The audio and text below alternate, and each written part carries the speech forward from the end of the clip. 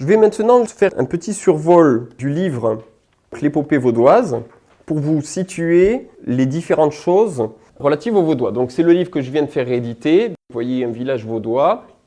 Et puis quelques événements de la vie des Vaudois, le colporteur vaudois, donc l'évangélisation, les bûchers de la persécution, la fameuse Bible de Champforan dont je parlerai plus loin, les Vaudois qui font la prière pour remercier Dieu de les avoir délivrés ou alors avant d'une bataille, et le fameux Collège des Barbes où nous étions hébergés. Au début du livre, ça commence au Moyen-Âge, du temps des troubadours, des trouvères, et ça parle d'un riche commerçant qui s'appelait Pierre Valdo, au XIIe siècle à Lyon, qui a eu un de ses amis qui est mort au cours d'un festin à ses côtés.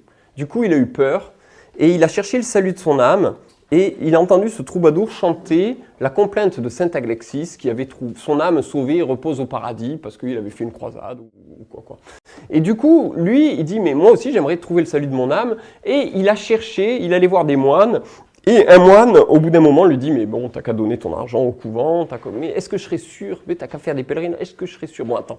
Et il lui dit une parole d'évangile « si tu veux être parfait, vends tout ce que tu as, donne-le aux pauvres, et alors tu auras un trésor dans le ciel. » Il dit « ça, au moins, c'est pas de la tradition humaine, c'est une parole de Dieu, je vais faire ça. » Et ce Pierre Valdo se met à faire traduire la Bible en langue vulgaire et distribue ses biens aux pauvres, fait des soupes populaires, etc. Et assez vite, l'opposition du clergé se manifeste. Alors Pierre Valdo va à Rome pour demander l'autorisation de prêcher, parce que son évêque s'y oppose. Et le pape, au début, dit « bon, pourquoi pas ?» Mais ensuite, les autres disent « non, vous rigolez, on va perdre des revenus avec tout ça, etc. » Et du coup, il se fait interdire de prêcher. Et en revenant, d'après la tradition, bon, au XIIe siècle, on est un peu loin d'ici, mais d'après la tradition, il rencontre justement dans les vallées les barbes vaudois, donc les évangéliques, qui lui disent « mais la papauté n'a pas de légitimité » et qui lui font comprendre que la parole de Dieu se suffit à elle-même. Et lui-même revient et se met à évangéliser, à vendre tous ses biens et à distribuer tout ce qu'il a. Il avait doté d'abord sa femme et ses filles, et puis il prêche l'évangile et il distribue tout en soupe populaire. Et la lumière se répand, l'évangile est annoncé et ça gagne d'immenses zones en France. Il y a une méthode d'évangélisation qu'avaient les Vaudois, donc lui il est toujours resté en relation avec ces gens des vallées, et une méthode d'évangélisation qu'ils avaient, c'est qu'ils allaient avec leurs marchandises, donc ils allaient vendre des marchandises dans les châteaux forts, pendant que le mari était en croisade, la dame s'ennuyait, et ils venaient vendre des soieries, des bijoux, et puis à la fin ils disaient « mais j'ai encore un trésor plus beau, mais il ne faut pas que vous nous dénonciez au clergé. » Ah bon? Et c'est quoi ce trésor? On ne dira pas au clergé, allez-y, allez-y. Et alors ils sortaient, c'est ça, ils sortaient une Bible de leur sac. Et ils commençaient à lire différents passages de la Bible. Et les gens, mais c'est magnifique, lis plus, parce que les gens ne connaissaient pas la Bible à l'époque, surtout en langue vulgaire, en provençal, la langue de l'époque. Et puis, ensuite, ils se mettaient à lire.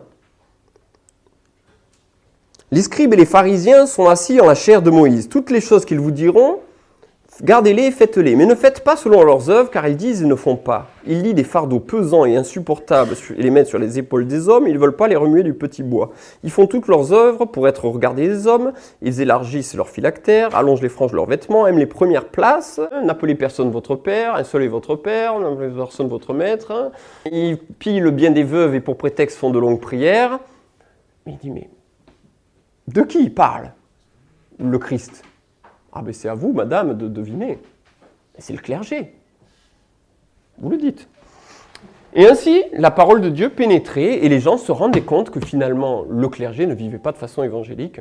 Et finalement, beaucoup de gens étaient gagnés par l'évangile. Et c'est comme ça que le sud-ouest en particulier a été évangélisé par des prédicateurs vaudois qui venaient de la montagne. Alors on voit par exemple au XIe siècle et au XIIe siècle, on appelait ça les prêtres acéphales. Acéphales, ça ne veut pas dire qu'ils étaient décapités, mais ça veut dire qu'ils ne reconnaissaient pas la papauté.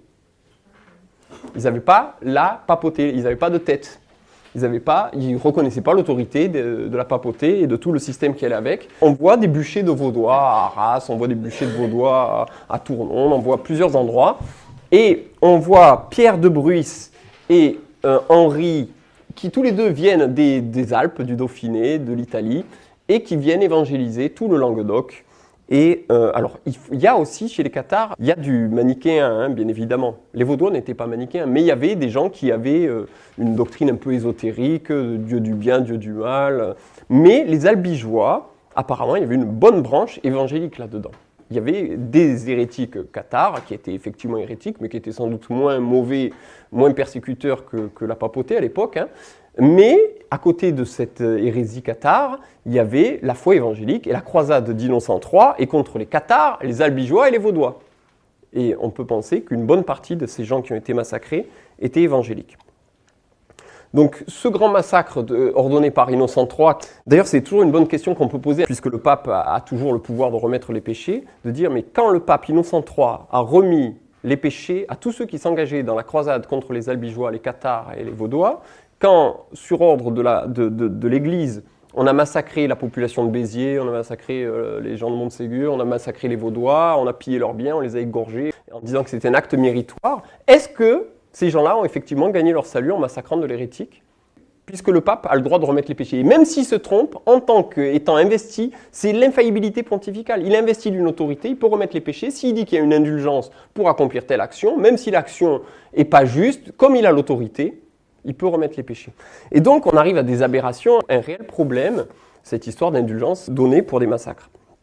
Les mêmes causes peuvent produire les mêmes effets. Tant qu'on n'a pas résolu un problème, cette histoire de c'est une décision de l'Église, donc tout le monde doit se soumettre. L'Église a défini que ça c'était blanc et ça c'est noir. Donc, même si ça te semble noir, c'est blanc. Si on est dans cette optique-là, qu'est-ce qui définit le bien et le mal? C'est l'Église ou est-ce que c'est Dieu? Est-ce que c'est la parole de Dieu ou est-ce que c'est l'Église? Et on se retrouve avec l'Église en contradiction avec la parole de Dieu. Et c'est des choses qui peuvent rejoindre même des églises évangéliques. Donc ces martyrs ont émigré massivement dans les Alpes et on se retrouve avec les Alpes hyper bondées au XIVe, XVe siècle. Et c'est pour ça que les Vaudois créent des colonies de partout, dans la Pouille, dans la Calabre, dans le Luberon.